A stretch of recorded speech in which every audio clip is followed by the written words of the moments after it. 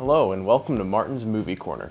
Today we're going to be discussing the 92nd Academy Awards, or the Oscars as they're more commonly known.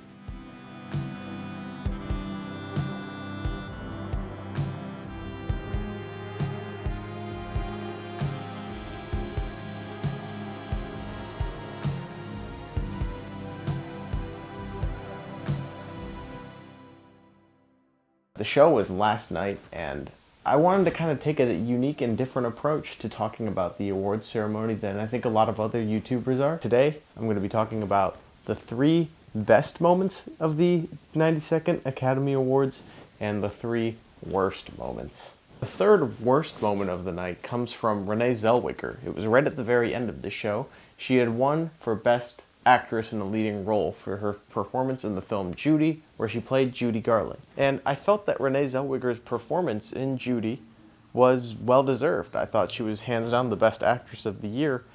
Where the disappointment sinks in is with her speech. Had no real thought put into her speech and spoke just very incoherently and very unprofessional. It was not what you were hoping to see on such a glamorous night of industry respect.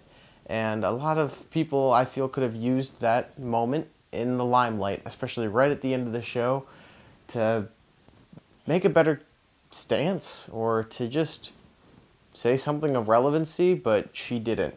The third best moment of the night is also a little on the bittersweet side. However, I think it's rather important. The editing team of Ford vs. Ferrari received the award for Best Editing.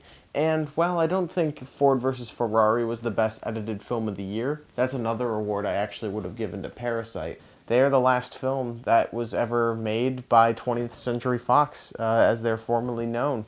Now, 20th Century Fox is owned by Disney, and that's a really kind of uncomfortable thing to think about. You know, Disney just keeps eating the competition alive and acquiring the rights to all these movies. At the end of the day, you know, the Oscars could just boil down to the Disney Awards show. I think the acquisition of 20th Century Fox is going to be something for the film history books. I think it is a moment captured in time that we are not going to forget about for a very, very long time. The second worst moment of the night comes from the very awkward musical performance. It was a special musical performance where they decided to give Eminem a chance to perform Lose Yourself.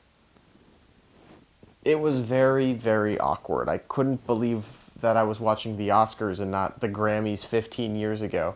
Eminem's performance was very awkward, and what was more awkward was all of the reactions from the crowd. Everyone from Martin Scorsese to Billie Eilish looked like they were falling asleep.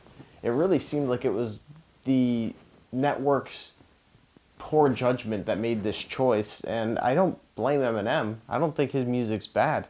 I just don't think that this is the right place for a surprise Eminem performance. The second best moment of the night, in my opinion, comes from Brad Pitt. I felt that Brad Pitt's acceptance speech for Best Supporting Actor that he got for playing Cliff Booth in Once Upon a Time in Hollywood was one of the best moments of the night.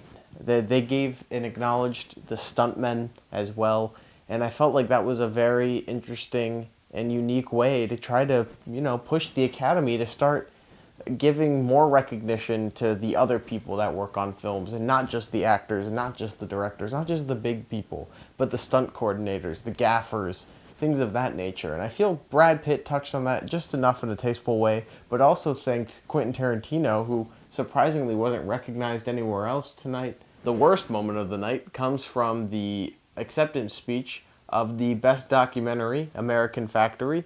Now, for whatever reason, the director of that film just said "Go Buckeyes" at the end of her speech, or their speech, and it was really awkward. As someone who's from Central Ohio, you hear "Go Buckeyes" at least 5 times a day. Don't cheer on college football teams at awards shows, please.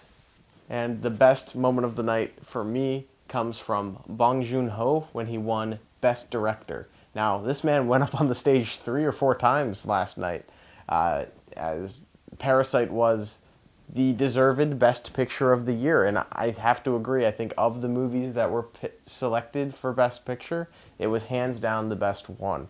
But I think Bong Joon-ho gave a better speech when he won for Best Director. Bong Joon-ho really proved himself to be extremely humble when accepting an award of that prestige.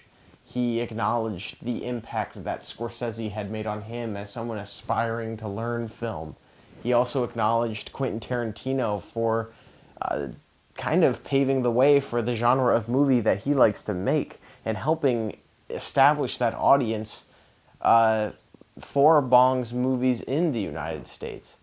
I thought that it was the most wonderful and touching moment of the night, and I'm really, really happy for Bong Joon-ho for winning 3 Academy Awards, 4 in total for Parasite. I mean, that's absolutely incredible. All in all, the Oscars are usually a mixed bag, but I felt that this year the Oscars were not as bad as they could have been, and definitely better than they've been in recent years past.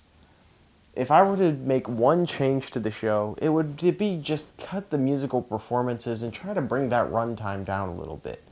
I think the choice to not have a host has picked up the pace a little bit, but yet we don't need to have more than the bare minimum amount of musical performances.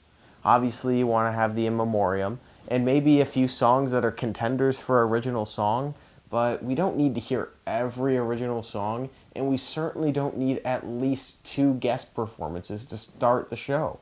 It just really interrupts the process, and it really interrupts kind of the moments that we want to hear.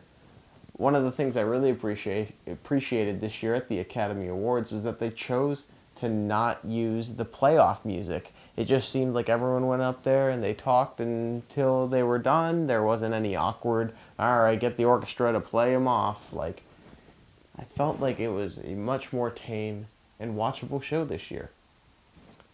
Speaking of tame and watchable, please hit subscribe if you haven't already. After looking at the analytics, 54% of you guys actually haven't subscribed to my channel, but I'm still getting your views.